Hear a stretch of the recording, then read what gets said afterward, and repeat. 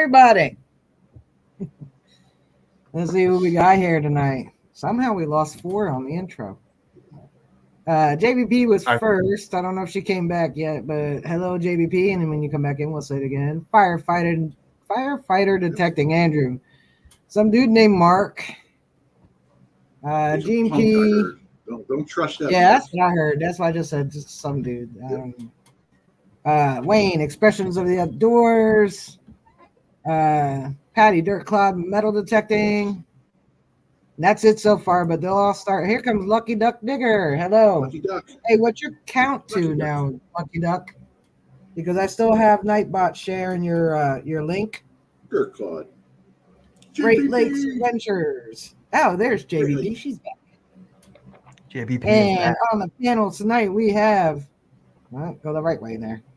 Mark, just some random guy here. The real Robert legends down here. Most of you have already met Robert on different streams and here. Unfortunately, before the event, he was unable to come up here and talk about it. But you know what? That works out for the better for you guys, because this time around, Mark and I are truly regretting that we weren't. No, we regret we couldn't go because we loved the event and what it does. The fundraiser that it is, and all the hard work that Robert and the guys put into it. But they were on some awesome property this time. Crazy stuff. Like I've said before about events that have natural hunts, you're never guaranteed anything. Nobody can go around and make sure there's stuff in the ground for you to find. That's the whole point of a natural hunt. Hello, Asylum, Sweet Digs, Piney Man.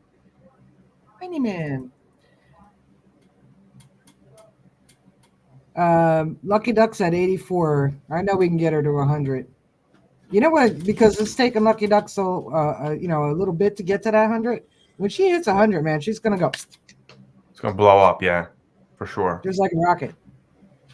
I noticed that when you have when it takes you not a hard time, but when it takes you a little longer to get to that first 100, seems like you just take off from there. I think there's something in the algorithm when you get to 100 where they just like you start showing up in more feeds. Yeah, more people's feeds. Yep. I saw that JBP. JBP found a friend's ring he lost last summer. Yesterday, she posted it on Facebook. Congratulations, that's awesome. He lost it a year ago. Was that the wedding band? Yeah, I think so. In Leaves. Yeah, I think you commented on it. Yeah, I did. I saw that. That's awesome. Congratulations. Nice find. So like we were saying about the event, I've been to 3 of the 5. I didn't make the first Fall Frolic, but I did the 2 springs and a fall.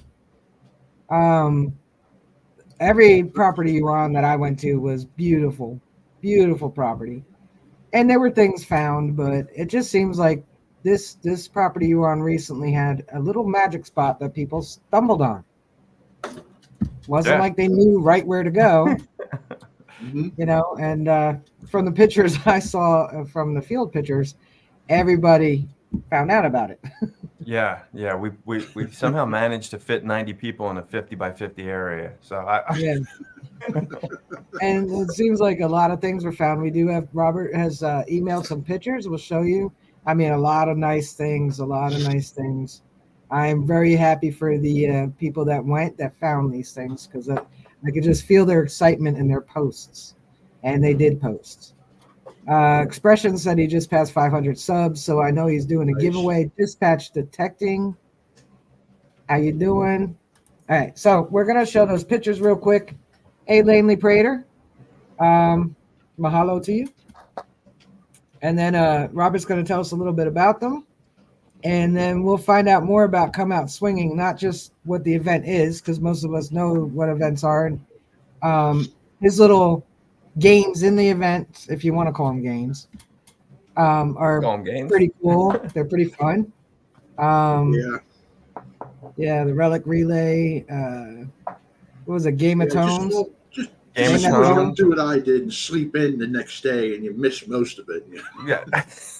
Yeah, there you go. Yeah, we started off with Joker poker, which is kind of our version of the traditional metal detecting poker, and then we added Yeah, Game of Tones and Relic Relay. So yeah, right. And then you have the seated hunt, and you also have a test garden, yep, which is nice to know too. Now, I will say, because I remember when Debbie came up with the Masters of Mind Lab, and I think she calls hers Game of Tones or something like that too. yeah. I don't There's some remember. I did it. It's similar name, It's similar, but the same but different. But same but different. So I don't know which one is actually harder, to tell you the truth, because I've done both. I did the very first Masters of Metal, and with Come Out Swinging's Game of Tones, you don't have a list to pick from.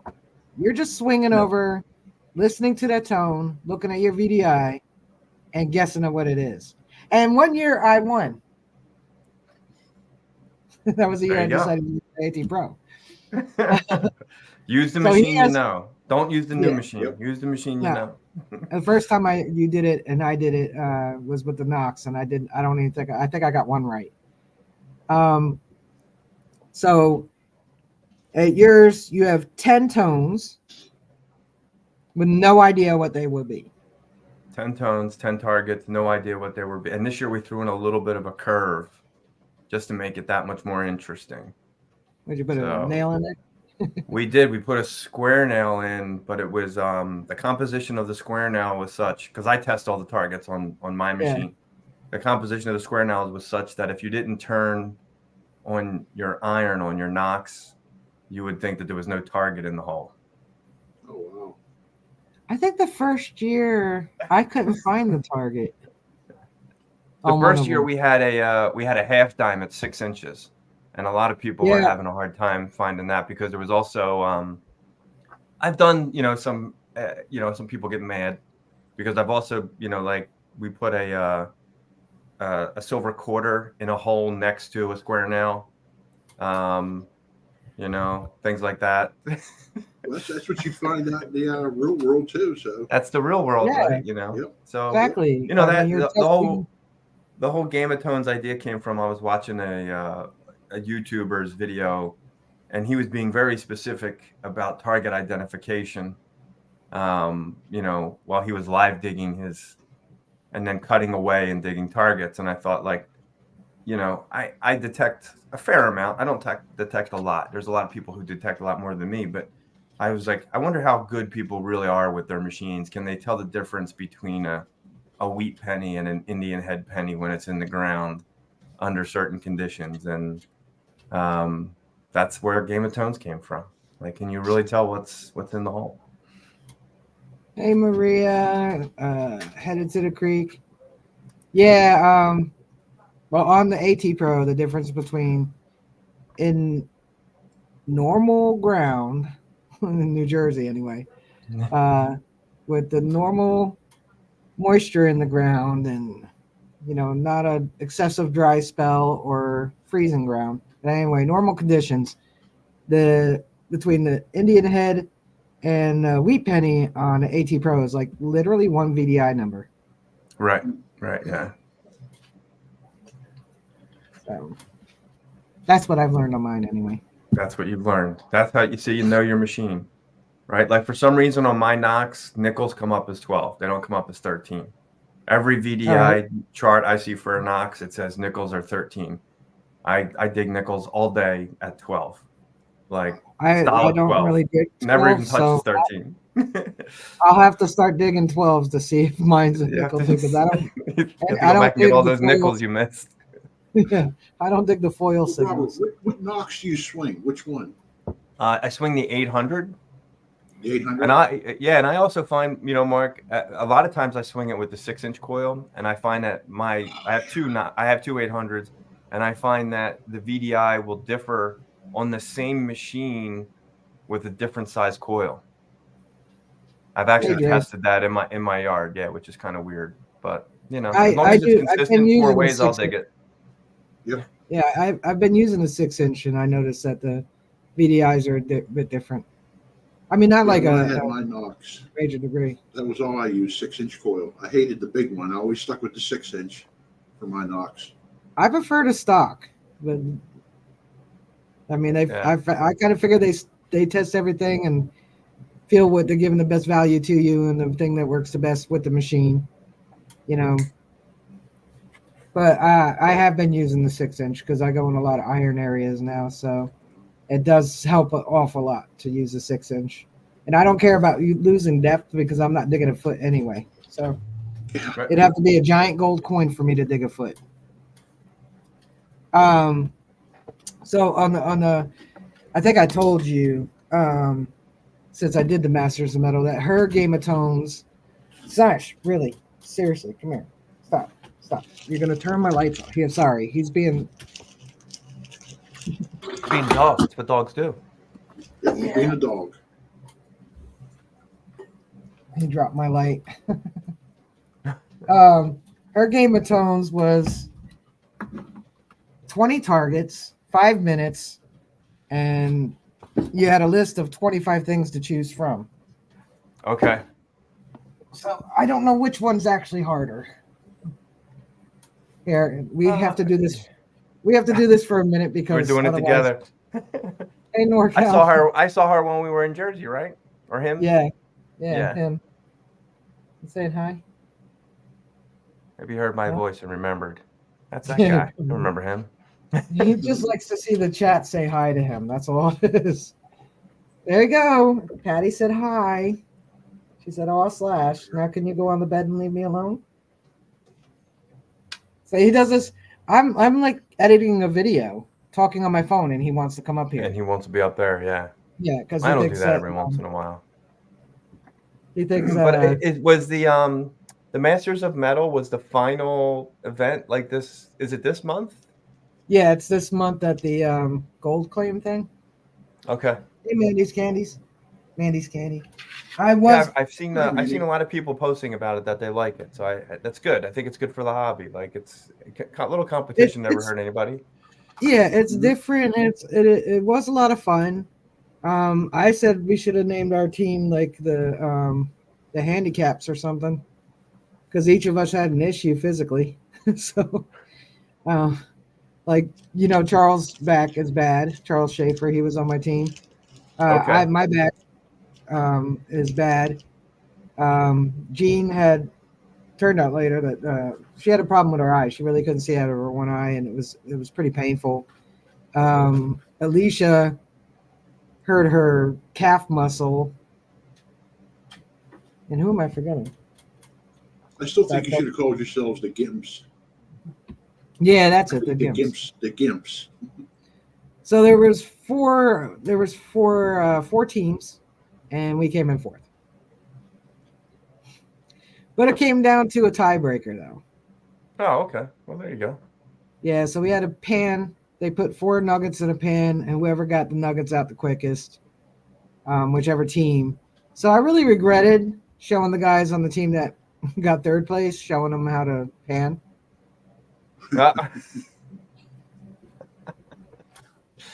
No good deed goes unpunished. No, it don't. But it was a lot of fun. We had a good time. I was just glad to be part of the first teams to do it. I know it wasn't a lot of notice, but that means 20 people were able to get together to do this because it's teams of 5, 4 team members and 1 alternate. Yeah, and that's the interesting thing. Like, so the first time we did Game of Tones, I think we had 4 people do it, and then it was like 5 or 6 or 8 or now I think this is the 4th time we've done it. I think this time there was 14 people who did it, which in my opinion is great, but it's not good enough. Like, I'm always looking at it like, what do we need to do to make people more aware? Because the idea is we're not trying to embarrass anybody, right? We're not going to post your results and show that you made a fool of yourself.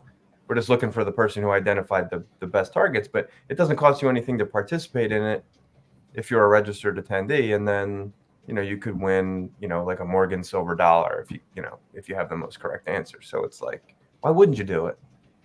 Yeah, it was fun. I had fun. Yeah. NorCal dug a 1904 barber quarter yesterday. Nice. I yeah, I but think I is just it saw his video. Does he dig with the Did he do the one where I think he said like this is what a barber quarter sounds like on? Ask NorCal, what machine do you dig with?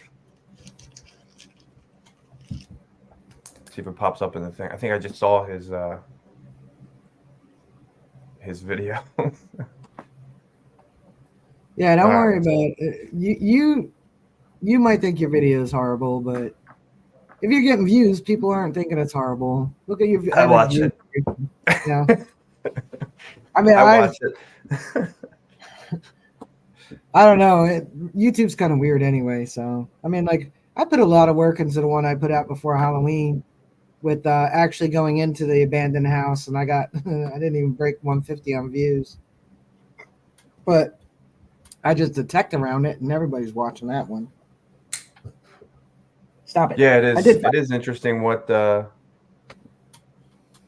people will watch. Like I saw the barber, and then I think I saw him like sweeping over it and showing target IDs. And when I see that, to me, that's interesting. Like I want to know how machines are target IDing. I want to hear what they sound like. I love that. Yeah. You know. He said he didn't know what it was when he dug it until he cleaned it. Those are the best. Yeah. Dispatch is right. It's about the find and the experience. He's going to do a short follow-up on it being clean. But that's awesome. A barber quarter. They're fun to find. I found one. I found it with the Is that ATV. so? I'm guessing is that NorCal's first barber? Is that his first silver too, or just his first barber? I haven't seen a lot of his videos. I apologize. I was gonna say if it's either way, if you send your give your address to Jersey Ray, and I'll send you a come out swinging silver wash bottle, little spray bottle. There you go. Hey, Stacy, she watched the Halloween episode. Yeah, what I did was I wanted to do something for Halloween too, and I didn't really put any good finds in that video except for the two-piece button. I ended it with that saying, "There's stuff here." But Dan Nelson and I went into the house, and I recorded it, so I kind of put glitches in there, and Oh, okay, yeah, a little editing. yeah, I didn't have a whole lot of time. I was going to do a couple jump out scares, but I had a couple of stock media of ghosts, so I made them fade in and out, and they were waving, But I just wanted to have a little fun for Halloween too. Hey, Plugsy, plugs for days. Thank you, Dispatch. Yeah, Dan was nice to the event. He sent down about a half a dozen lanyards. Yeah. Nice.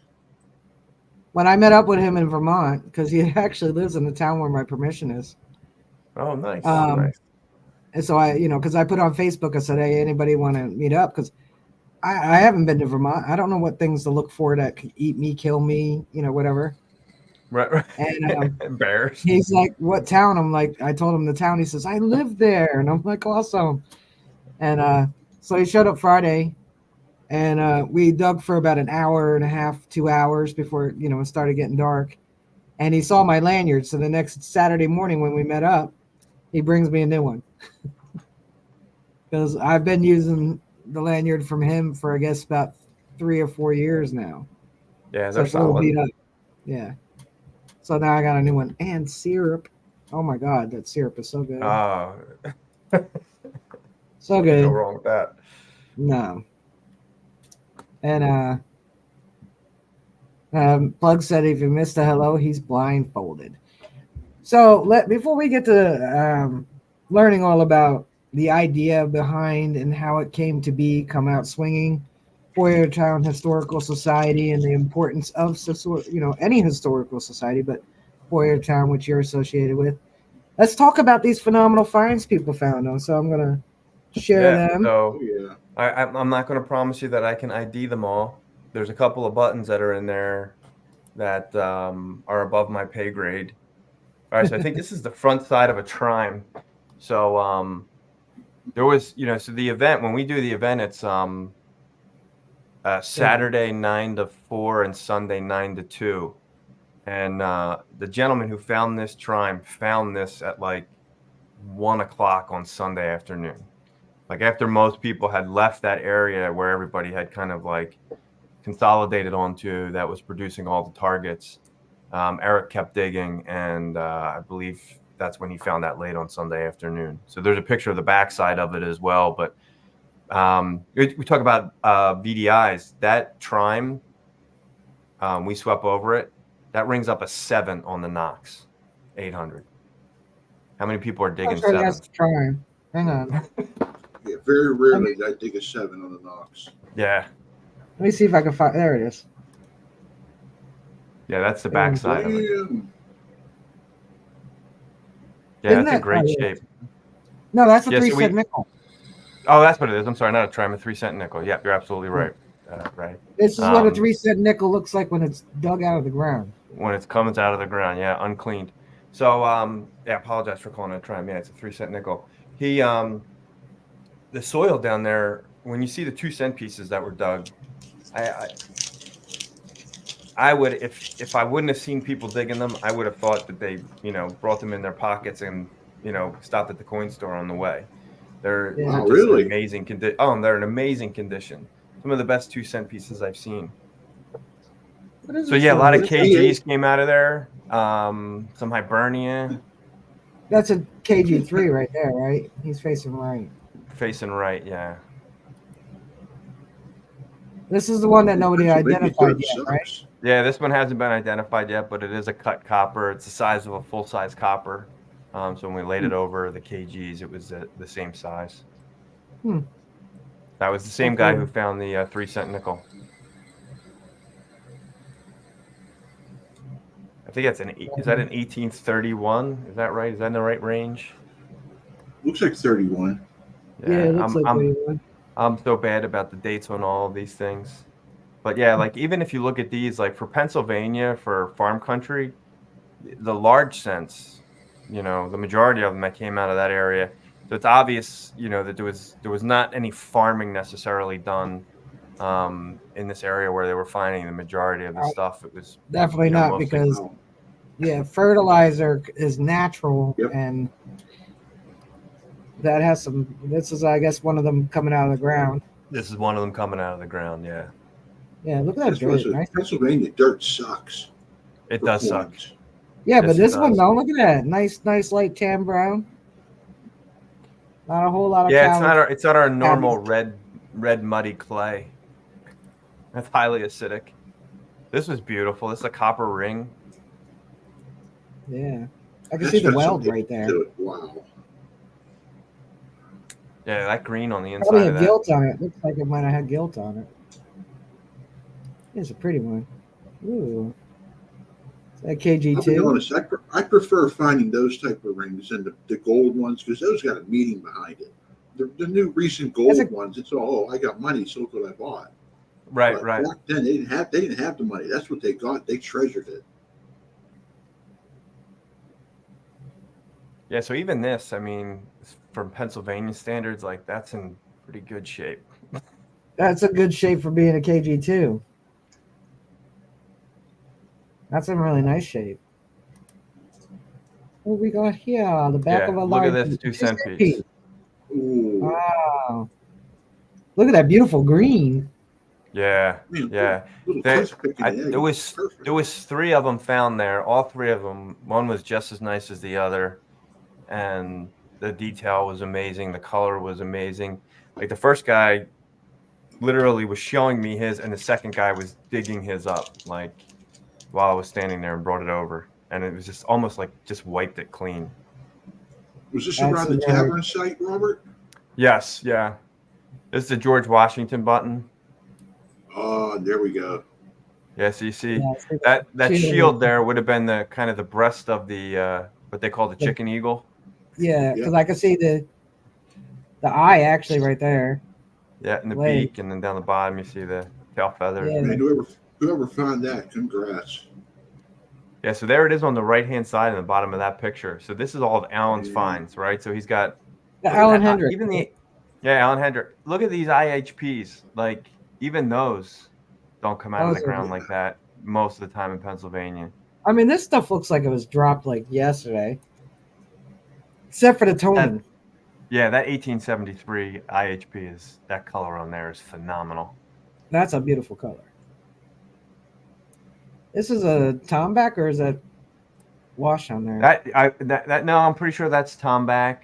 A lot of the buttons were coming out of the ground with shanks, in decent shape. There was a couple of really nice dandies found as well. They're pictured. 1869. I think that's the obverse of the other one we just saw. But look at the lines in the shield just held up like Well, you can those still lines say up top. Look how fine those lines are at the top of the shield there, and you can see every one of them. Mhm. Yeah, that was a nice spot for definitely sure there. I'm glad I'm not Yeah, up so on screens. I'm actually salivating right now. yeah. The hard part, Mark, like you have regrets of not being there. The hard part for me is being there and not swinging a detector. So Yeah, that's Nice it's RG. That one well, got I'm just touched. surprised. Huh? Yeah, I'm just surprised, Robert. As soon as they found the tavern site, you didn't go, hold on, I gotta check this out first. Hold on. yeah, right. This looks like it's the back of the KG2. It's looks like the same shape as the KG2 was.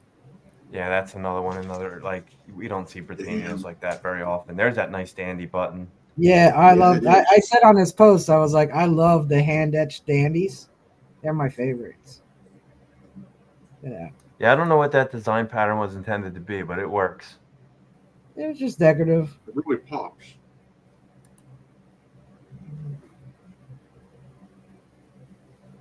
Yeah, the details Again, on these coins yeah. are crazy. So check out that shank. Yeah, the buttons were coming out like the buttons, the coins, we were covering late 1700s into early 1900s. So 200 years, almost 150 years of history. This is a nice horse rosette. Yeah, Glass was in the hole, with the rosette just cracked. Which that to me, like, that's a fantastic find.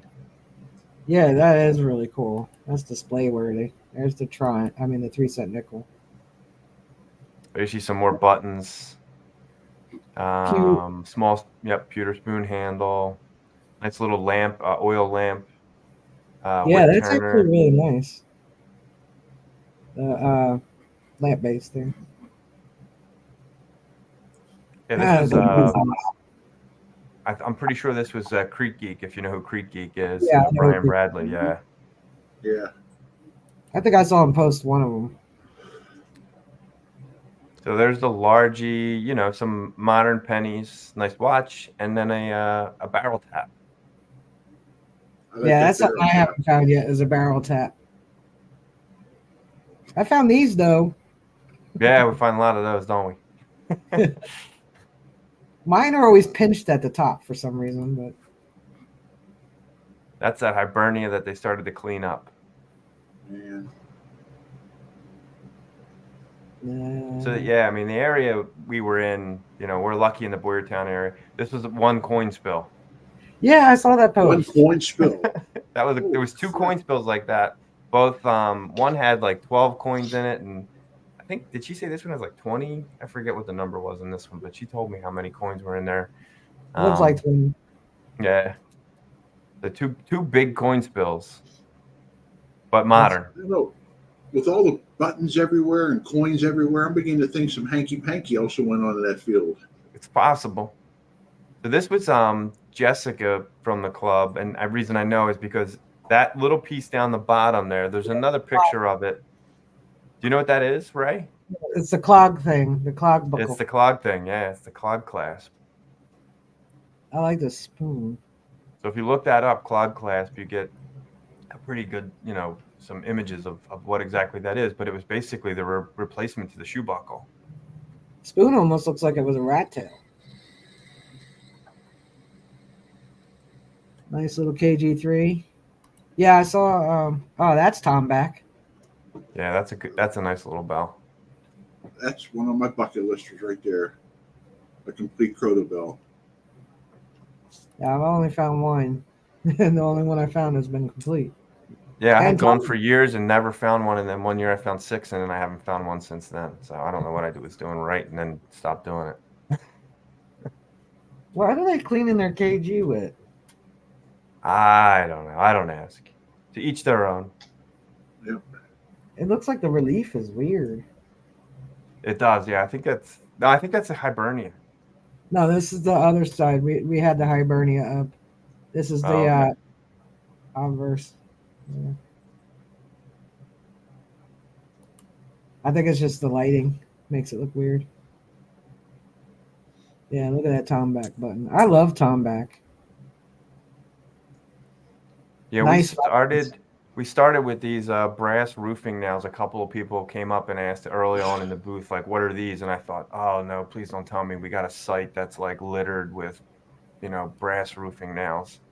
But it was like they hit a Those patch things of them, and then suck. that was it. Like they must have had like a shed on the property at some point.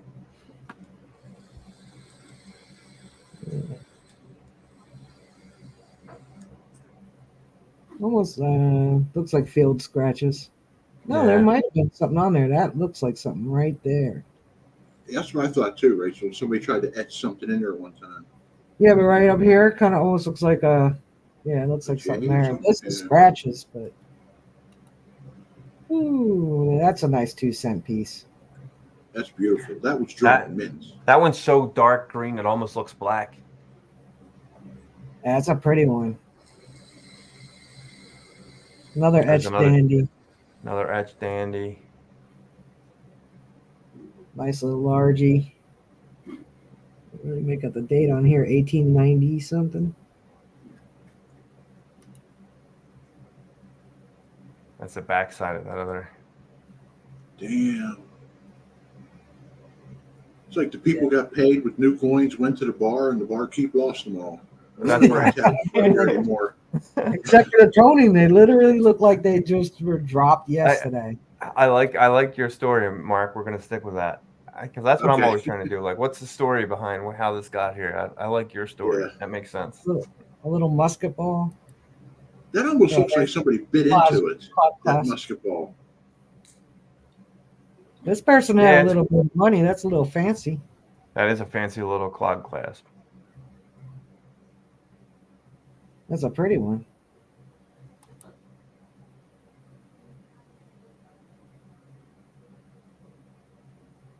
Yeah, it looks like this Indian head didn't hold up so well. That guy's seen some better days, but Miss Liberty got some skin cancer on her nose there. Yeah, a little bit, but it's a fatty. That's a nice button. that is a ridiculous button. Got And a I lot forget. of Somebody told me what the D was for, and I should have been better prepared. I just don't recall. I got too much stuff going on in this small brain. That's all right. We know it's a military button. I just wish I could have been there just to see the excitement in people's faces when they found all this. Oh, it's feverish. Like this. Oh, this little button down in the corner here. This Liberty Union button. That's called a Jeffersonian button, I believe. And that is actually, believe it or not, a 2-piece button. They told me that outer part that goes around the outside is like an addition to the base part of the button. Wow. So, yeah. Another I haven't had a chance to look it up, but apparently they were. Largy. Can't tell. Yeah, that one's pretty toasted. Yeah, just a little. Must have been a little closer to the farm side. Yeah, that's right. Yeah, there were some. I mean, the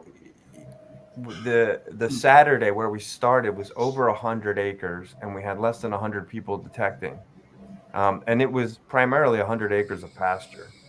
So it's a lot of ground to cover. I mean, there were coins pulled out on the first day, a large cent, a half cent.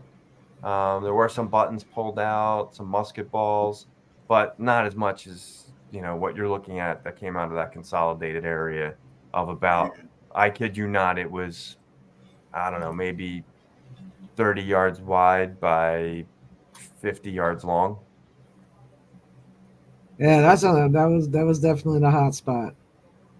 Yeah, and we Yes. you know, the kind of the backstory about this hunt is this was not the original property where we were supposed to have the fall hunt. Yeah, We had a I property remember you saying secured. that.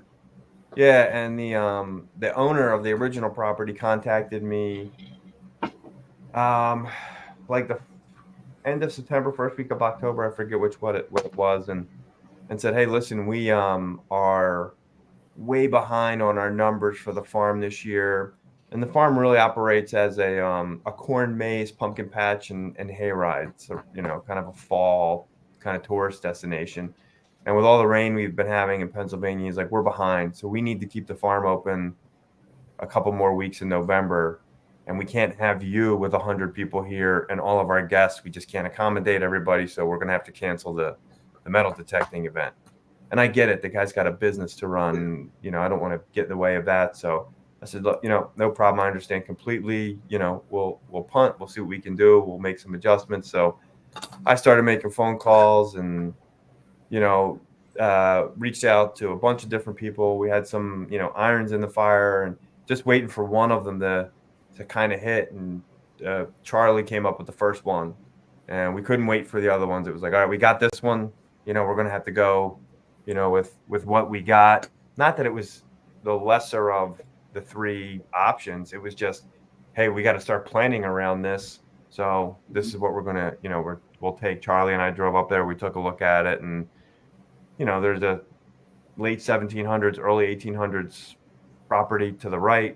There's a 1800s farm in the back left-hand corner, and there was a log cabin from the mid 1700s that's not there anymore, but you know, was torn down in the last 30 years or 40 years. So, so we're kind of right in the middle of those three things. So we felt like, you know, plus we're in an area that's, you know, heavily traveled. It's on a site. It's on a water source, the Ironstone Creek. So we just felt like it had all of the things that a site needed to have to be productive and good for what we needed it to do. So, but like you said, you know, Ray, it's a natural hunt. You never know what you're going to get. So Exactly, Saturday no was problem. slow. Yeah. Like, you know, we don't promise anything. Saturday was slow. We you know, we drive around in a buggy and we collect everybody's trash. And at the end of the day on Saturday, we normally have about a half of a 55-gallon drum full of trash.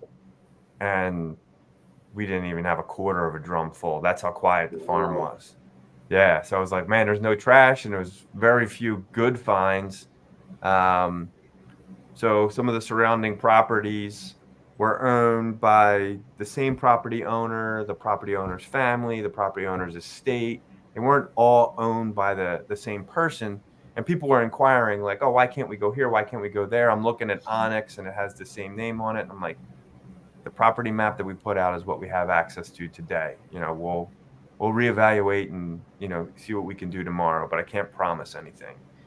You know, but we made some phone calls and cleared some things up, and then, you know, bam, they were like, yeah, you can, you know, not a problem. Like, yeah, we're good with you guys using that. Go ahead, have at it. And, you know, during the seated hunt on Sunday morning, I made the text announcement to everybody and said, you know, hey, when you're done with the seated hunt, we're opening up that, you know, 25 acres across the road.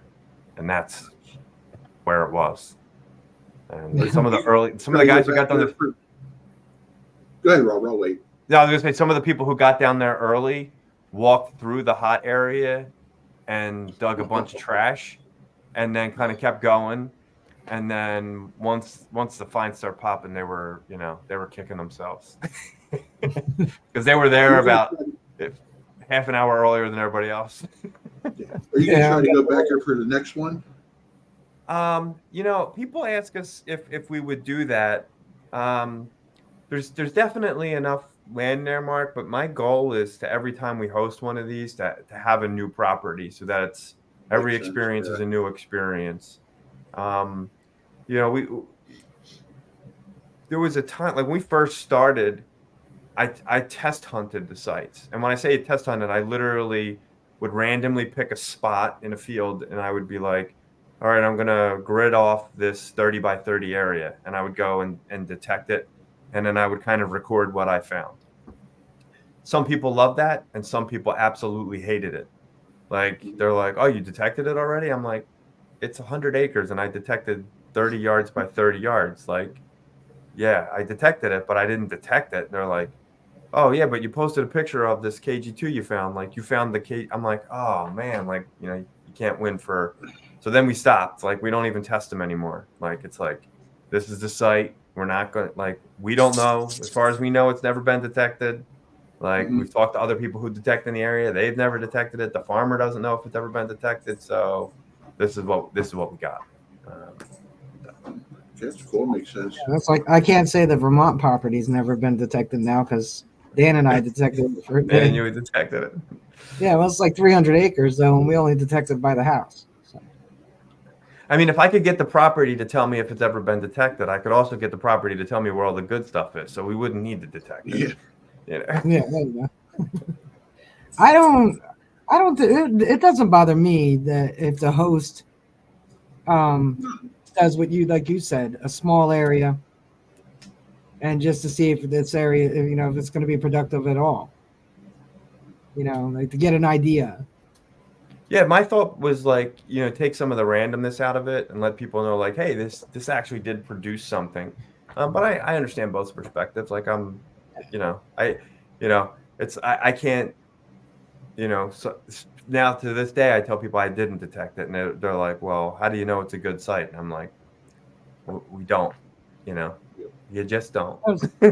I just tell people like when I see it asked or spoken about, I'm just like, look, it's just like when you're driving around. How do we get our permissions? First of all, how do we even like?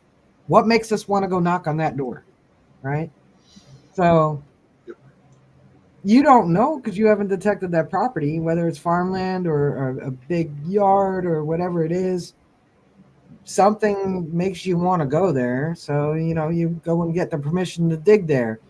Now, when you're given the permission, just like you said, the owner's not going to say, "Oh yeah, there's about $700 worth of Morgan dollars out there." Right, right. Yeah. You know, so It's you where my don't, grandpappy buried his gold. so you don't know. Hey, Valley Relic Hunters and the others who came in that I didn't say hi to, David Alfonsetti and Danny. What was I gonna say? So when we go to get a permission and we go through all the work, we do a little research in that area too to see if like is this going to be a good spot? Yeah, it looks like this was here and looked like a little town was over there. Hey, Scott McClory. Um, I'm gonna ask for permission here, but you don't know when you ask for permission if you're gonna find anything. Right. Right. That's it. And I Yeah. see people post, they're like, oh man, they show this beautiful old house. They're like, oh, I can't wait to hit this permission. Next post, the next day is like, yeah, there was nothing there. Skunked. Yeah. No, I've You done know, that. Yeah. you I don't don't post know. it, You don't but know. you never know. Yeah, Yeah. I'm Or you just saying, just like, go you and it's don't just know. like it's backfilled, and you're like, oh, you just dig the first scoop you take out of the ground, and it's just like this crappy black and gray dirt that's clearly ground up, construction material. And you're like, oh, it's Yeah. got great drainage, but it's 6 inches of new dirt. So you're never, hey, Tom Kingery, you're never, Scott gave you kudos. You're never Oh, thanks, guaranteed Scott. anything, even when you go and get the permission yourself. Yeah, You're not for guaranteed sure. anything. So to do an event like you do with the natural, which is basically what your event is, what you guys put on as a natural hunt, but you've added some games and a seated part of it to give people. Yeah, yeah. I mean, like if you go back through the history of Come Out Swinging, the first Come Out Swinging, we marketed it to the community, and hey, Drum and Detect, and we said, hey, if you're interested in learning about metal detecting, we'll have a vendor on site and a manufacturer on site, and you can come try out equipment. And we had like 2 kids show up, and they were very excited, about it. And we had a test garden set up at that one as well. And that mom wound up purchasing like 2 Vanquishes, I think, for those kids. Nice.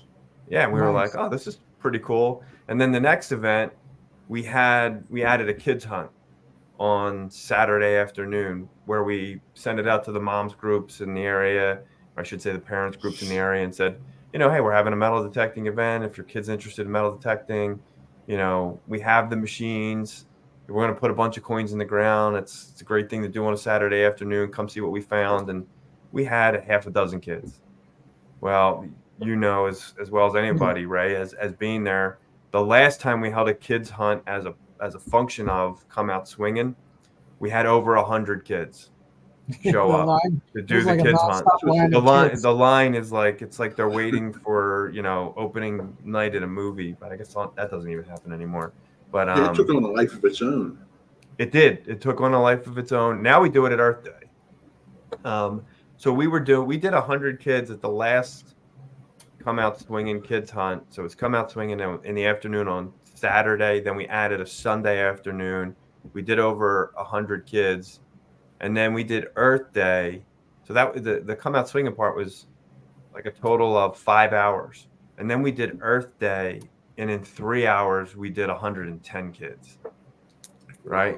So yeah, it was insane. I think we went through like 12 pounds of coins. Like we buy the coins by the pound, like world coins. I think we went through like 12 pounds of coins. Garrett gave us some pouches. We had some other pouches that we bought. We had like 6 people, helping. And again, we had a situation where like we had a line, and I kind of thought it was funny because at the end of the event, the organizer came up to me and she was like, "Oh, so how many kids did you have?" And I said, "Well, we ran out of pouches. We knew we had 100 pouches." I said, "We ran out of pouches." And then the girl was giving out Ziploc bags for the kids to put their coins in from my personal stuff. She's like, just so they could hold their coins. And she had given out 25 of my 50 Ziploc bags or whatever. So I was like, "Well, we did like 125 kids." And she said, "Well, you did more than the mini pony rides." So for me, that was like, we're better than the ponies. She's awesome. Like, the ponies are normally our big hit. She's like, "You guys did better than the pony ride." So I was like, all right, we're better than the pony ride. But that was one of the things that kind of evolved into come out swinging, and then eventually became its own thing. We do a seated hunt on Sunday morning. And that was just because we really felt like people were looking for other things to do while they were at our event, right? They're there for 2 full days. It's 9 to 4 and 9 to 2. So you're talking about 7 hours, and then 5 hours. You're talking about 12 hours of being out in the field. And we just felt like, we could put some things back into the ground, make it a little bit competitive, have some prizes, prize tokens, some special things, and, just give those who want to participate in a seated hunt the opportunity to do that. And it helps us draw some other people in. They come, some people just do seated hunts. So we get people who have come to our event who have never been to a natural hunt, and they're coming on Sunday to do the seated hunt, but then they stay and they do the natural hunt. And we've gotten feedback from them that like, "Oh, this is kind of cool. Like, this natural hunt thing, we would be up for doing this again." And now, they've become kind of repeat attendees. And I think this year we had 30 people come that have never come to a come out swinging before. I think that was the count. So there's like a whole new, that was really, for us, that was kind of a benchmark. Like, usually we see like 10 or 15, but this was a big number of new people that were attending. And we limit it, right? So we limit it based on property size. It's usually we try to do above 75 acres, and we limit it to 100 people. And that kind of includes like their guests and junior detectorists. And then, if the one occasion where we had less than 75 acres, we had 65 acres, we limited that to 75 people.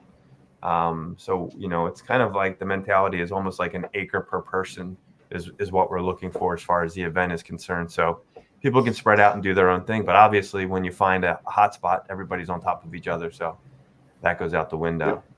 And then we added those other things. Like, I'm not the guy who invented the metal detecting poker, but we made it a little different. We added jokers into the deck, so there's 52 cards out there. but then there's 3 jokers, so there's 55 cards out there. So we could play, 11 teams of 5, and then it's best 5 card hand. But if you found more than one joker, you were only allowed to use one of the jokers. You weren't allowed to use 2 of the jokers. So, and that actually factored in a couple of times when we played. So it made it a little more interesting. We don't do the joker poker anymore, only because we were doing it. We would call everybody in to do it, and people didn't like that. They were like, I just want to be out detecting. I don't want to be tied down to this part of the event. So now when we do the relic relay, which is we have 5 targets, and we put 5 of each one in the ground in a defined area. And then, effectively you have a team of 5 people, and your team participates, and they're timed, and then they leave and they go detect, and then I contact the next team and they come, and then they go through and do theirs. But the idea is the first person says, I'm going to go in and find the silver quarter.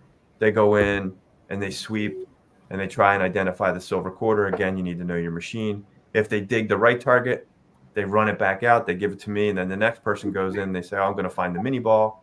But if they find the wrong target, they get a 3-second penalty or a 5-second penalty. And then they still got to try and find the silver quarter. And if they do it wrong twice, they get 10 seconds of penalties, and then it's a missed object, and then the next person has to go in. So that's becoming more and more popular. People are liking to do that. We usually get around 3 or 4 teams doing that. I'd really like to get that up around 5 or 6. But again, everybody who participates in that, I'm sorry, I'm turning my back. Everybody who participates in that, the winning team, everybody got a 1-ounce Britannia, right?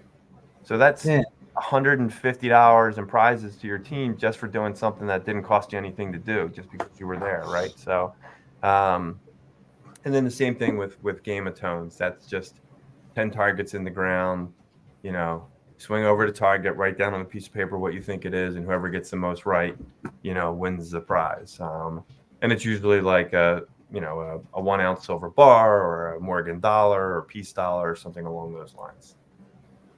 So those are the games. Those are the add-ons, the things we do. Obviously, we have a raffle. This year for the seeded hunt, we put 1 single token in the ground for an 8 real. So the person who found that won an 8 real. That was donated by if you know Bobby Buddha, he donated the 8 real. The Funks from Moon Doggy Coffee generally donate the coins for the relic relay.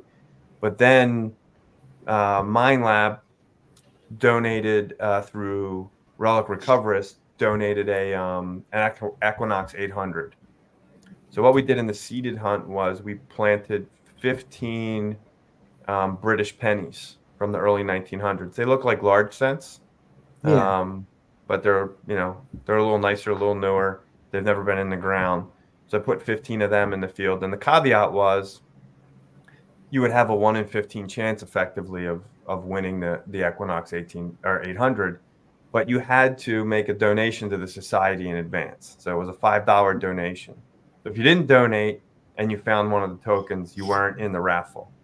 If you did donate and you found one of the tokens, you got entered in the raffle, right? So it was a nice, easy way for us to raise a little bit of extra money from the participants for the Historical Society. And some people found 2. So they got twice as many tickets that went into the raffle. So, at the end of the day, we were able to, create some excitement about the seeded hunt using the 800 and the 8 real, and then, do a nice little prize drawing, because normally we do the raffle on Saturday. We don't have a lot of prize drawings or anything on Sunday. So this was a nice little added bonus on Sunday. Plus you get them to donate too. Plus, yeah, hey, look, it's a fundraiser, right? We're there to raise money. And speaking of it being like Brass in the Grass, you had to do the little donation.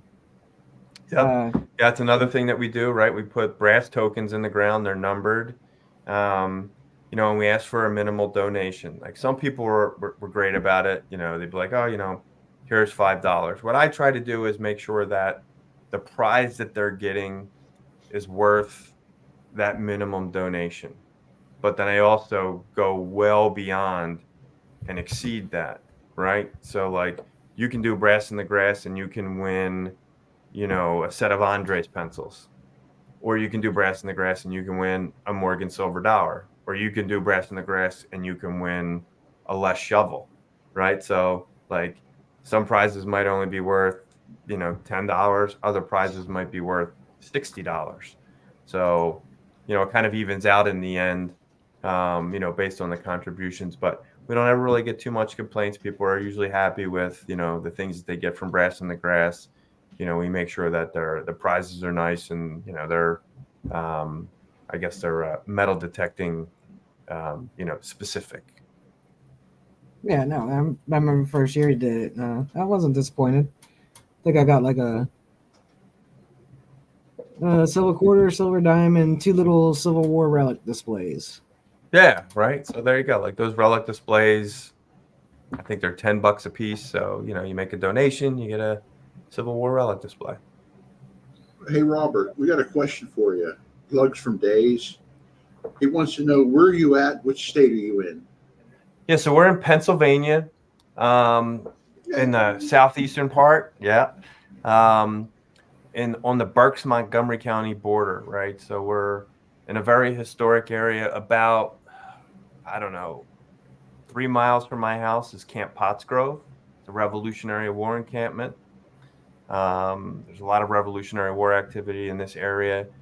There's a lot of, I forget what the name of were they the Huguenots? The Huguenots, right? The Huguenots from the 1600s. There's a lot of activity with them here. There's homes that are in our area that are defined as being built by them and the style that they're built in. And they still exist today. They're still standing. So we have a lot of 1600s, 1700s, 1800s, properties in this area. Ridge Pike, which is not far from here, was one of the King's highways. It was a toll road. So is Swamp Pike, which is right down the street from me, was a toll road. And we have those marble pillars on the side of the road that say, 36 miles to Philadelphia, as you go along, that kind of stuff. You see them when we drive down the road. So it's a very historic area. We're lucky as far as that's concerned. So, you never know. Built up yet either. So that's good too. Yeah, it's not overly built. Like, I say Camp Pottsgrove. My sister lives on a property. It backs up to a golf course. And we know that golf course was probably the majority of Camp Pottsgrove. So we can't metal detect on the golf course, but I asked my sister if I could detect in her backyard. And she's like, well, my house wasn't built until the 60s. And I said, it's not when your house was built. It was what was there before your house was built, Exactly. So she had no idea. It's the man, not the house. Yep. That's that. Yeah, we found we don't know if they were doing target practice or if they were sitting around making pistol balls, but we found, about 18 pistol balls in about a 20-foot circle. So we don't know if they were shooting into hay bales or if they were just sitting around the fire making pistol balls, but we found a bunch of pistol balls in her backyard. Well, that's pretty cool, though. Yeah, so you never know, historic area, like Come Out Swinging is is an event for fundraising for the Boyertown Historical Society. So whose brainchild was that? Yeah, so this is our 7th one. It started in 2020. And I want to say, so in 2019, I made the second presentation. Somewhere around 2015, I made the first presentation to the Historical Society. That was in response to, I heard they needed a new roof on their building. And I was talking to my brother-in-law, and he had just come back from digging in Virginia, and he was telling me how much he had paid to go to digging in Virginia. And then he was telling me about his brother Gary, who was working out at Camp Security out in York, PA, and they're using metal detectors to work with archaeologists to identify targets in the ground so they can try and figure out where the camp was. So I said, well, maybe there's a way we can tie all this together. He's working with his historical society, and we got these guys that are driving down to Virginia to pay to metal detect. Maybe we can help the historical society out and raise some money. So I had Gary come in and we put a presentation together that basically said, hey, find us a farm, from from the late 1700s, early 1800s. And we'll market it, and we'll try and get some people to come and metal detect. And we think we can get them to pay to come in and metal detect on this farm. And we'll do it, kind of for a day.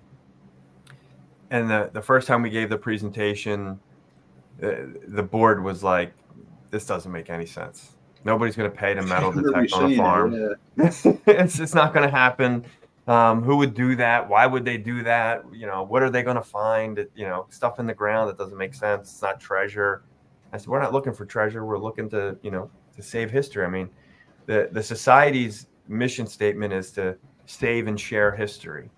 And I said, that's what we would be doing. We would be saving the history that people are unaware of, and we would put it in your society and share it with the community so people could see it. They just didn't get it. They couldn't wrap their heads around it. And then they had kind of a little bit of a transition. Some of the older board members were gone. Some new board members came on. And there was a woman who was at that first presentation. She came on and said, could you come back and give us another presentation? I think your idea will work. So we gave another presentation in 2019 in the fall. And they said, how long do you think it would take for you to put together the event? If we gave you the thumbs up on it. And I said, give me 6 months. And they said, all right, well, we'll give you 9. You have until September of 2020 to put it all together. And that's where it came from. It's 100% fundraiser. Like, I don't get paid for any of the work that I do. The volunteers that show up on Saturday and Sunday, they don't get paid for any of the work that they do. Every penny that we raise goes directly into the event for prizes and the seated hunt. In fact, we'll talk to the farmers afterward, ask them if they have a nonprofit organization that they would like us to make a donation to, when we make a small donation in their name to their nonprofit. And then everything else goes right to the historical society. So we eventually were able to pay for that roof, got the building secure, and now it doesn't leak anymore. And now we're in the process of fixing up the inside. So it's, a little more modern, and, the detecting club. So that's another thing that came out of Come Out Swinging. After the first event, people were like, hey, would you guys, consider starting a club? There's, really not one in this area. And we're like, all right, yeah, sure. We'll start a club. So we got like 75 members in our club now. We do 4 club hunts a year. Those are all free for the members. I locate and identify the properties for that. And then we invite them, and usually about 25 will show up, and on a Saturday or Sunday, we'll hunt a small property, something around 5-10 acres, that kind of stuff. But, if you go to the Come Out Swinging site, you'll see some of the media pictures that are on there from this event. We had a meet and greet on Friday night. The society just recently purchased a mill. So it was originally a 1700s linseed mill that was converted into a woodworking mill. Still has the original water wheel in it. Still has the original belt-driven woodworking equipment, 3 stories. It can actually run, right? We can't produce anything, but we can run the motors and run the belts and get the machines moving if we needed to. But the society now owns that, right? So we were able to save that. It was going to be sold, kind of at auction, and we've saved it. So, I feel like the work that the Come Out Swinging events and our club members and the people who attend our events, not only they saved the history of the stuff that we're pulling out of the ground, but they saved that building. Right. So the effort has gone a long way. And that's the importance of fundraisers. What was I going to say? So what's the club called now? The Boyertown Historical Society? It's called the Boyertown Relic Recovery Club. Okay. Yeah, we wanted to, kind of keep it open enough, because we have some guys that do privy digs, right? So they're not just metal detectorists. We have guys that magnet fish, not primarily, but there's a couple. The majority of the people in the club are detectorists. And they're all natural land detectorists. There's obviously no beaches near us here in southeastern Pennsylvania. As a guy who goes down to South Carolina for the summer, I feel like I'm way out of place when I'm on the beach trying to detect. I just, it takes me 6 trips to the beach just to figure it all out. And then by then I'm ready to come home. And You know, I live by the get beach, back. and I don't really detect it. Yeah, I'm more of it's a dirt fisher. yeah, it's something to do. I actually joined down in South Carolina. I joined the club down there. It's called Palmetto Metal Detecting Club. They're primarily a beach detecting club, but there's a couple guys in there that I'm trying to connect with that do some inland hunting, and I'm hoping, I can start a relationship with them and, maybe do some door knocking while we're down there. My accent doesn't go real far down there. Now you gotta start talking like this. Bless your heart. They know where I'm from. Yeah, but at least you don't talk like me. No. So what Boyertown Historical Society, like, how did you get involved with that? And are you an active member, or are you on the board, or? Yeah, so first thing I did was I joined as a member. So membership for the society is $30 a year as an individual, and that gives you access to all of their monthly kind of activities. So every month they have either something that's going on, like you can come and learn how to build a broom like they built in the colonial era days, right? You pay for your supplies, but if you're a non-member, you pay $5 to come, and then you pay for your supplies. If you're a member, you don't have to pay; you just pay for your supplies. And then they have speakers every month that come. Like we had a guy come in and speak about beekeeping. One of our members restores barns for a living, so he came in and talked about how to cut barn beams and gave a presentation on barn beam cutting. He also has restored a couple covered bridges, so he gave a covered bridge presentation. So every month we have somebody kind of come in and talk to something different that's relevant, kind of to what we do. Okay, Gene P. I'm on it.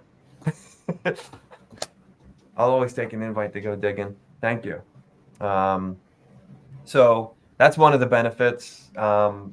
We bump it up, right? So the add-on is it's $25 for an individual to be a member of the society, but if you want to be a member of the Relic Recovery Club, it's $30 for an individual. So basically, you get the $25 society membership, and you pay $5 for the Relic Recovery Club membership. So it's That's pretty cool. That's yeah. worth it. Cost you $5 for the year, right? And then you get all the other Yeah. stuff. And we do 3 to 4 hunts a year as a club. And like I said, I find the property club members. Some people will travel depending on when it is. It's usually a Saturday or Sunday. If it's a big enough property, we'll run it over 2 days. But generally, it's a 1-day hunt. Yeah, I'm a Sunday person. Yeah. So the next club hunt that's coming up for us is December the 10th. So we'll have one in December, and then we'll have one a month before the next come out swinging. So we'll have a March hunt as well. I've already got those properties lined up. Membership first. There you go. If you sign up now, you get the rest of 2023 and all of 2024. Well, man, you just twisted my arm. I guess I have to sign up now since I didn't go to the event. I'll tell you, the property that we're hunting for the December club hunt is an old mill property. It still sits on the creek. It's a modern house, but it's a 10-acre property that was originally part of a mill property. So we're excited about that. The spring hunt is one that I'm personally really excited about. That was originally a 1700s log cabin. Wow. That then when they tore down the log cabin, the log cabin sat underground, in the ground a little bit. But when they tore down the log cabin to build the first stone structure, they used that below grade area as almost like a cellar. So that still exists underneath of the first stone house, and then they've added on. They did a 1700 stone house, and then they did an 1800s addition. The smokehouse is still there. The well is still there. They know where the outhouses were, and the driveway that runs in front of the house is actually the original road that ran through that part of the township. It's about 6 feet off their front door. So when the township came in, they wanted to put telephone poles along that road, but due to zoning, they couldn't. So they actually had to build a whole new road around this house so that they could put telephone poles and run electricity and communication lines to the people that are on the back side. So this original road runs right through the middle of this property, and we're pretty excited about this opportunity in the spring. But that's it. I mean, I find properties and I just bring all my friends. That's how I like to detect.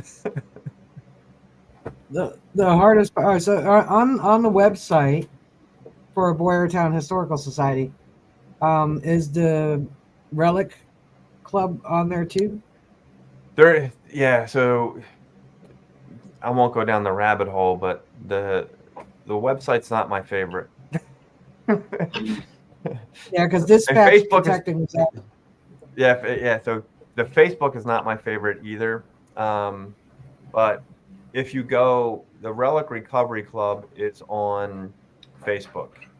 And if you look up Boyertown Relic Recovery Club on Facebook and you ask to join, it sends me a message, and then I respond back to you with kind of a brief description of what the club is, how it works, and then a QR code and a link. You can either click on the link or you can scan the QR code with your phone, and then you can register for the club.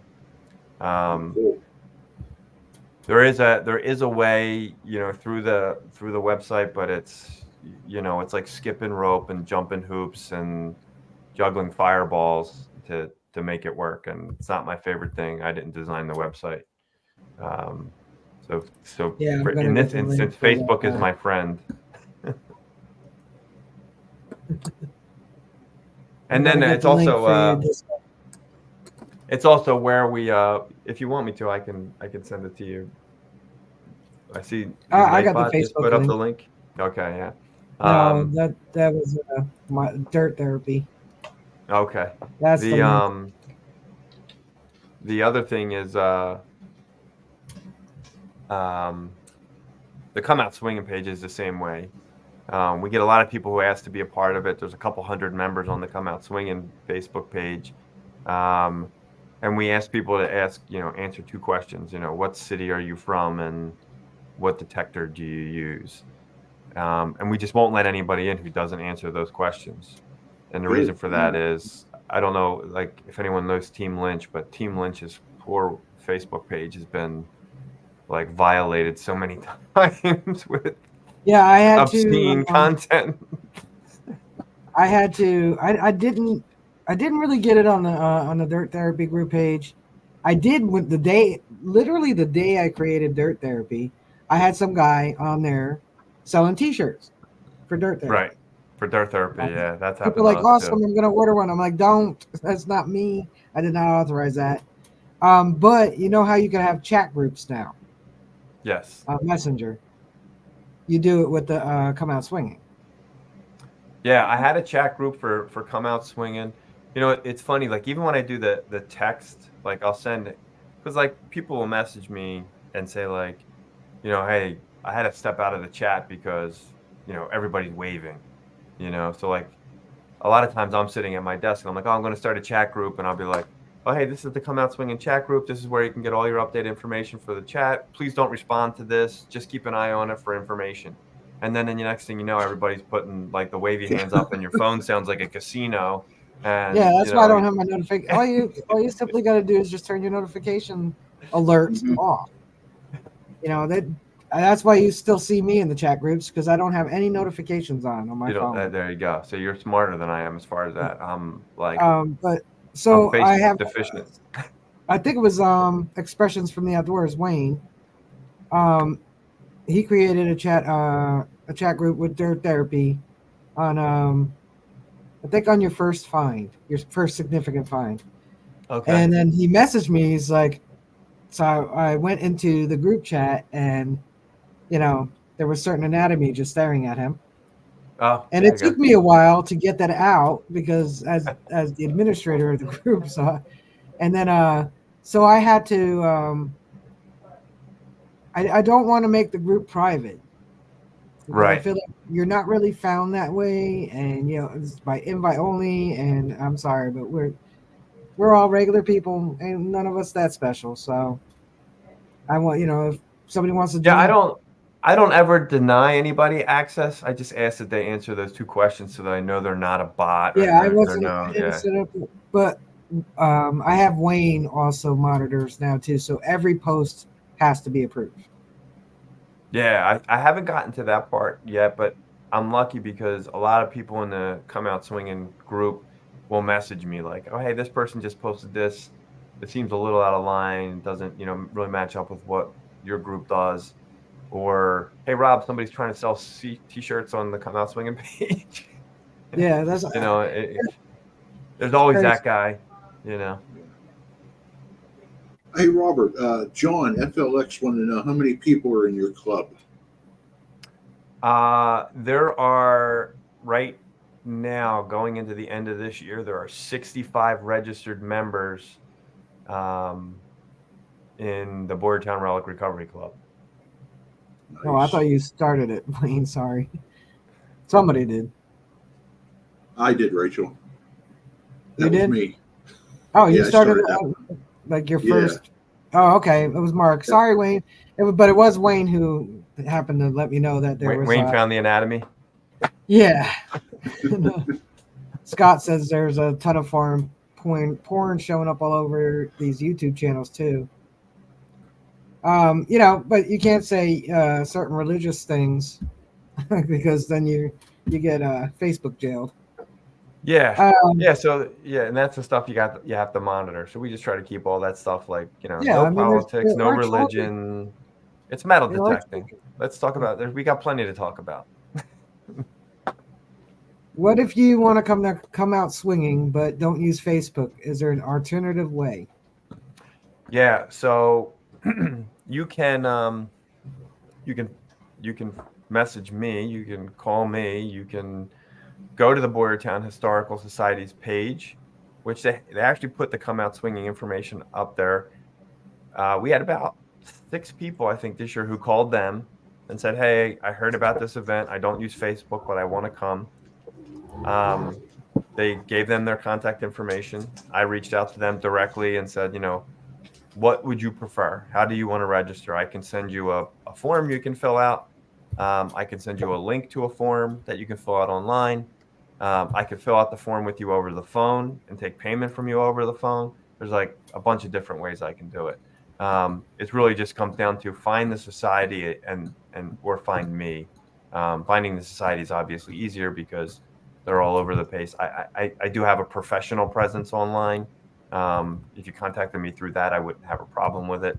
But it's definitely easier to go through the society.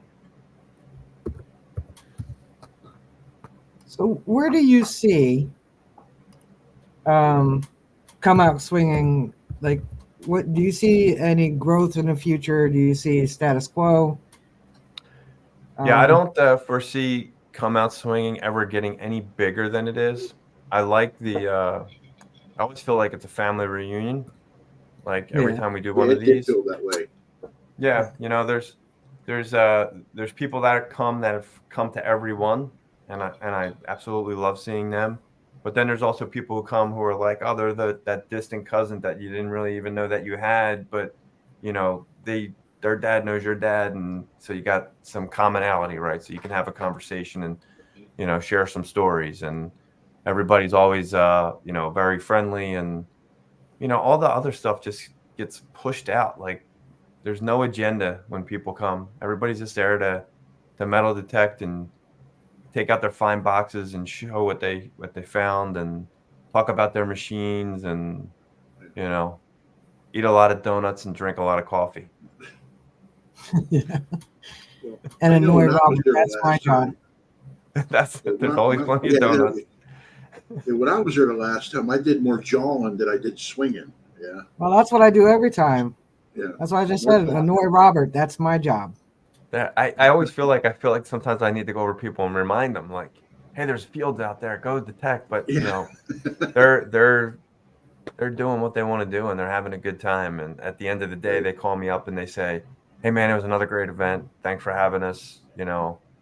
So if they're having fun while they're there doing what they're doing, then I'm not going to tell them, hey, it's a detecting event, go detect. I do go out in the field for a few minutes. Mm-hmm. Hey, Joyful Paintbrush. But yeah, no, I like being around the tents. I guess I don't know. Well, Gabe was looking for you, right? That's your Yeah, I know. buddy. I feel so bad. My little buddy. Yeah, I saw him on Friday night. He was at the meet and greet at the mill. So we had a bonfire, we had some s'mores, we had hot cider.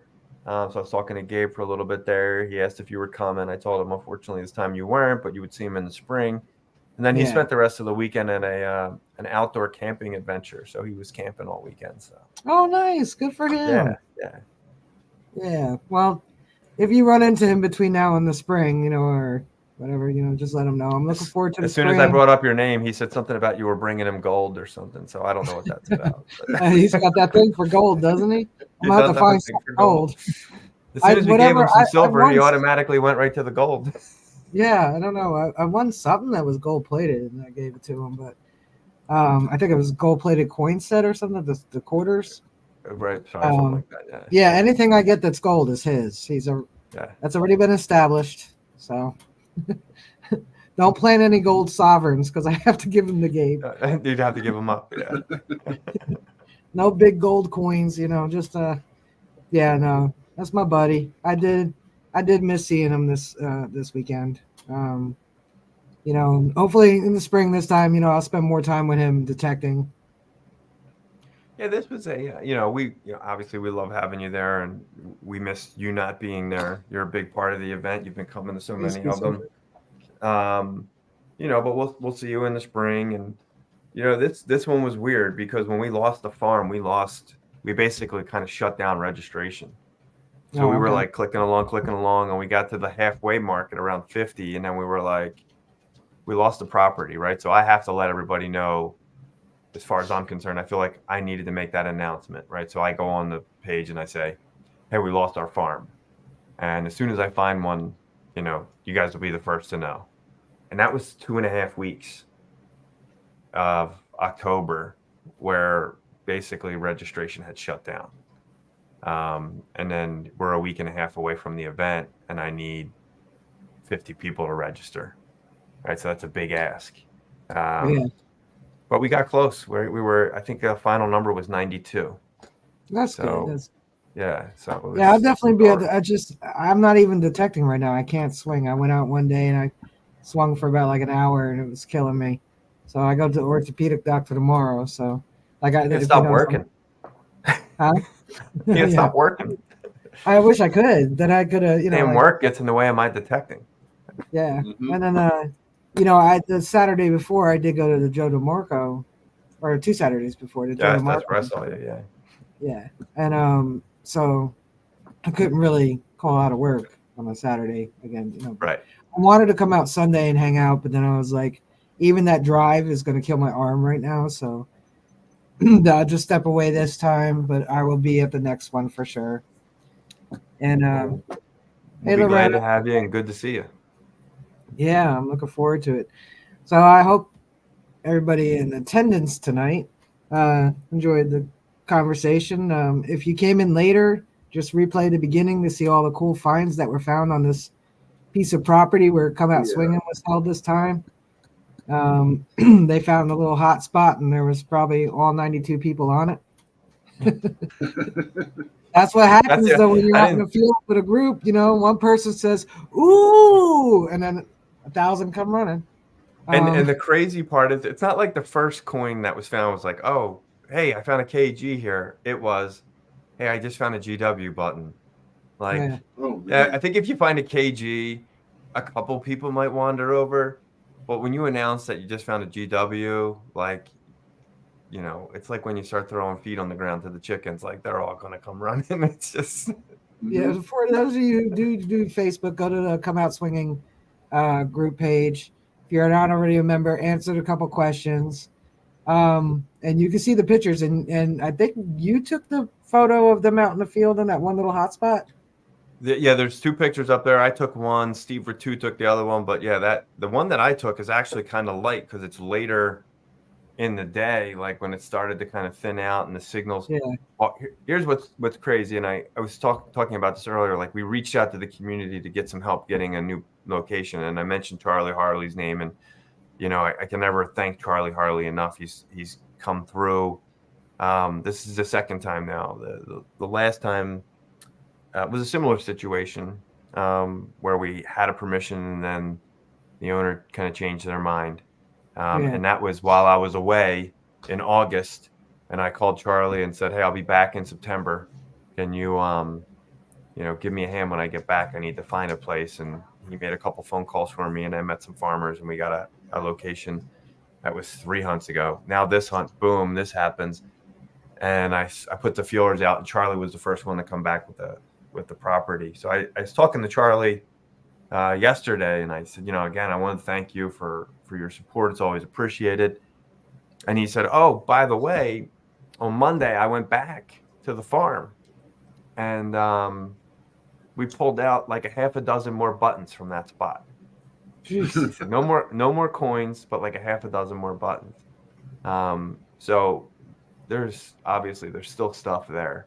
Oh, Anybody yeah. who knows anything about detecting knows there's probably another dozen coins and another 2 dozen buttons and other relics, right? If we're not digging sevens on our 800s and we're sweeping over those 3-cent nickels, we need to go back and dig everything in that spot.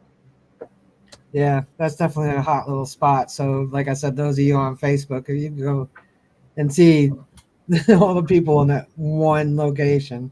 That's what I before we end, I was going to say at the Joe DeMarco hunt, the 2 field ones, I didn't have this happen to me, but when we were in the wooded part, the 3rd hunt, I bent over too many times because the other hunters are watching you. Oh, right, yeah. And it happens sometimes when I do the beach events and I'm like bending over too many times in a circle. All of a sudden, I have 17 people right next to me. Right on top of you, yeah. I must be bending over too much. Hey, Ken. That was a new experience for me. Obviously I've seeded my own hunt, put 400 targets in the ground, whatever, but I've never actually participated in my own seeded hunt. So participating in a seeded hunt was a new experience for me. So that was definitely different. Yeah, it's different. Yeah, it's like, The key is... See, I'm not a fast detector. I'm a very slow, methodical... Well, the way the seeders take one step, make 6 swings. Take one step, make 6 swings kind of detectors. And I see these guys are just like zipping all over. Oh, yeah. But if you watched me, I'm not one of those zippy ones. I just slow and steady. On the beach, I'm a little more zippy because the coins, everything's all very shallow. But on the dirt one, but even so, I don't see the need to run and swing like a madman. But the key to the dirt ones is look for the slit. When you hear the signal, look to see the slit in the dirt, and the slit's like this. Put your shovel this way to it, and it just opens up, and there's your token. There you go. Nice. Except for some of them were going deeper when you opened it up, but that was a fun one. That was a good one. It was, I think I had a couple little minor hiccups, but overall, I think Joe was happy. I would imagine so. Yeah. It was a well-run event. I gotta tell you, I had nightmares for a week that I had the end of day token number 10. So for those of you who don't know, they had 10 end of day tokens. So they had 5 in the one field hunt and 5 in the last field hunt, which was in the woods. Right. And the end of day token, there were 10 big prizes, starting with pinpointers, working all the way up to a CTX 3030. So they put each prize in an envelope, and when your end of day token number was called from 1 through 10, you went out, picked an envelope, and you got your prize that was in it.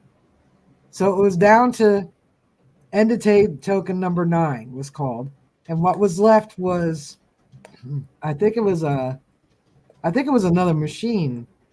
I have it on video, but I think it was another machine, and the CTX 3030. So it was a lower end machine, like a 540 and the CTX 3030. So the guy comes up, grabs his little envelope, opens it up, and it's not the 3030. So they start calling for token number 10. Nobody has token number 10. I think everybody was rechecking their bags. So of course for a week, because I did find a token when I got home and I cleaned out my finds bag. Awesome, John. That I did have a couple of tokens still in my bag, but not an end of day token. But for like But a not week, I had another day. Yeah, I'm gonna find the that one. nightmare. I'm gonna find the end of day token with a 10 on it. And then so what they did was they did a raffle. Our door prize raffle tickets, and was actually a club member. My Deep Search Metal Detecting Club member won it. So it was pretty cool though. That is cool. Yeah. Yeah, I would have liked it, but even if my shoulder didn't hurt, I'd have a hard time swinging that thing. That's a big machine. It's a good machine. So we have another come out swing coming up in the spring. So we're revisiting our conversation with the property that had to cancel to see if they're interested in hosting us in the spring. And if not, the search begins. We'll be, ringing up the farmers in the area and checking what's schedule they're on as far as planting crops, and because that's what it comes down to. Who's planting what crop and when? And we run into situations where people decide, hey, I'm going to plant early and I don't want anybody digging.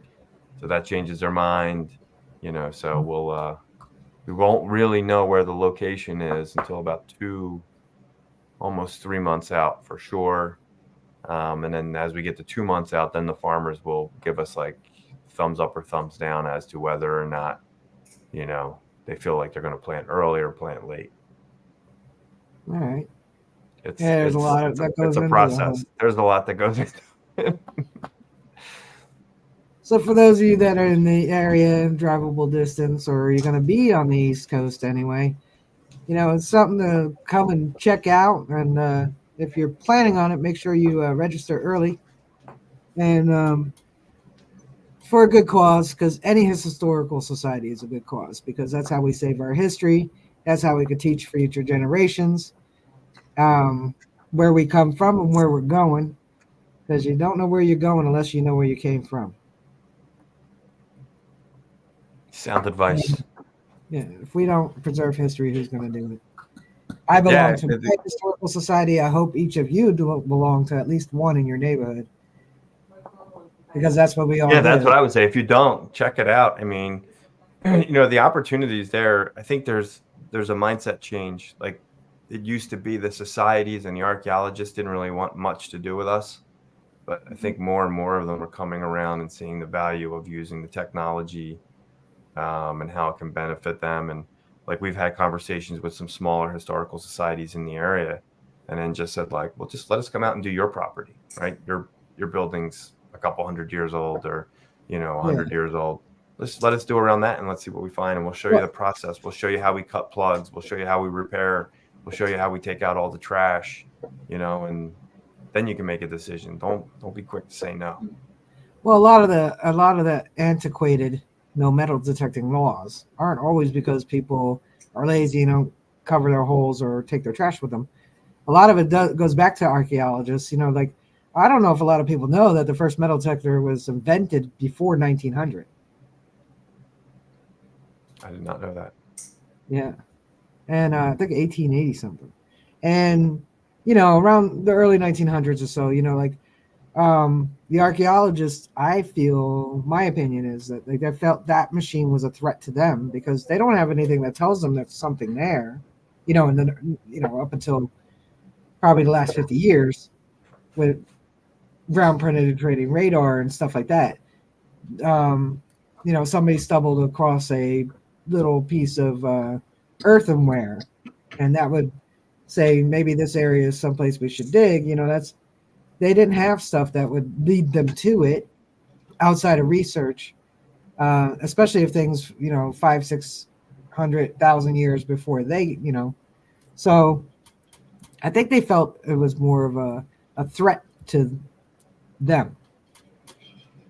You know what I mean? Like what they do. No, it makes sense. Makes sense. That they've been, archaeologists have always been educated.